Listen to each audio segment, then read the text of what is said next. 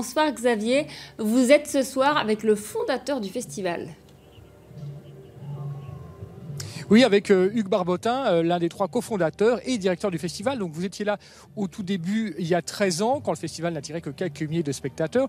Cette année, vous avez à peu près 35 000 entrées, un petit peu moins que l'année dernière, mais d'année en année, globalement, le festival grandit. Quel est l'objectif à terme? C'est de concurrencer les grosses machines comme les Eurockéennes ou les Vieilles Charrues? Non, pas spécialement. Je crois que le festival, il a envie de rester un festival à taille humaine, où l'important, c'est la relation, que les gens soient bien accueillis dans un cadre sympa. Voilà, je crois qu'on n'a pas envie de plus. Voilà, entre 13 et 15 000 festivaliers par jour, on estime que c'est déjà un beau chiffre. Vous avez réussi à grandir dans un environnement très concurrentiel. Vous avez face à vous des multinationales, par exemple comme le groupe Live Nation. Comment vous faites pour résister à des concurrents de ce type-là?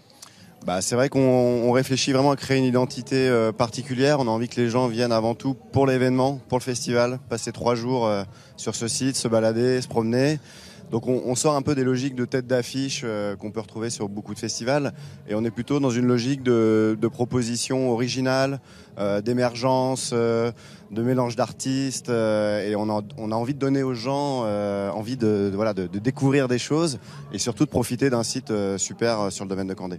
Il y a quand même une économie derrière tout ça à faire fonctionner. Vous avez des partenaires comme le Conseil régional par exemple. Est-ce que ça veut dire que sans ces institutions publiques, les billets seraient plus chers? On est forcément un petit peu dans cette logique-là, même si aujourd'hui le festival est autofinancé à 93%, donc c'est déjà une belle réussite d'autonomie. Mais c'est vrai qu'on s'appuie quand même et on est soutenu par les collectivités depuis le départ.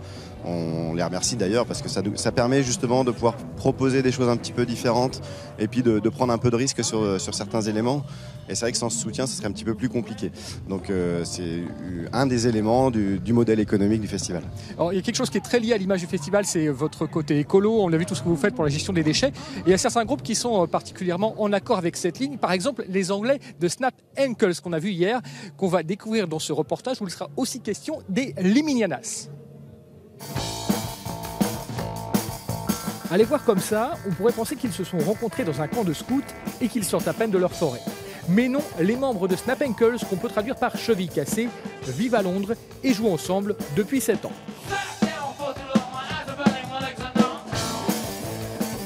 En plus de jouer de la musique, ils jouent aussi à se déguiser en arbres. Des arbres qui ont failli être victimes du réchauffement climatique avec plus de 40 degrés dans la salle. Ils ont été obligés d'enlever le haut pour respirer un peu, mais ils n'ont pas renoncé à l'essentiel.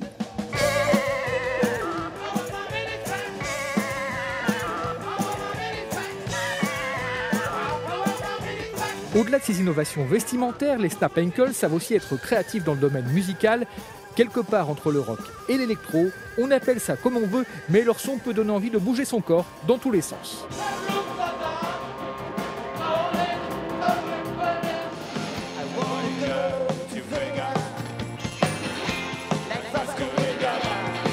Les économies d'énergie chez les Liminianas, on ne connaît pas. Pour dégager autant de chaleur sur scène, il faut consommer beaucoup d'électricité.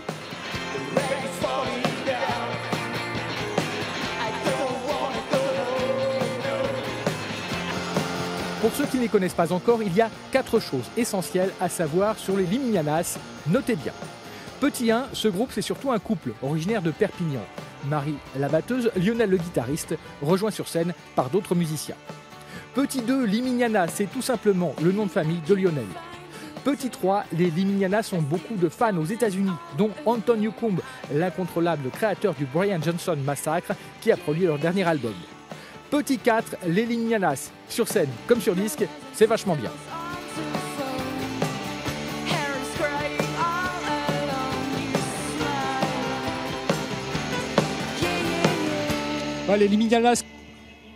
Les Liminianas qui vendent autant de disques peut-être aux États-Unis qu'en France. Ces dernières années, l'industrie du disque s'est effondrée. Quel impact ça a eu pour vous, les organisateurs de festivals ?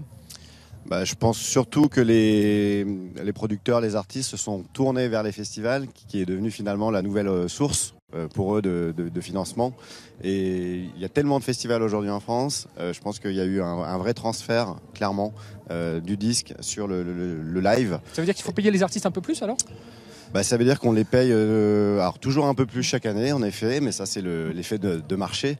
Après c'est surtout qu'il y a beaucoup plus d'offres de festivals, toujours plus, donc les artistes ont beaucoup plus d'occasions de finalement diffuser leur musique et d'être présents sur les événements.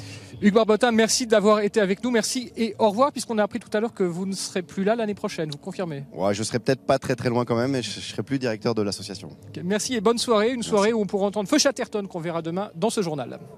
Merci Xavier, merci à votre invité.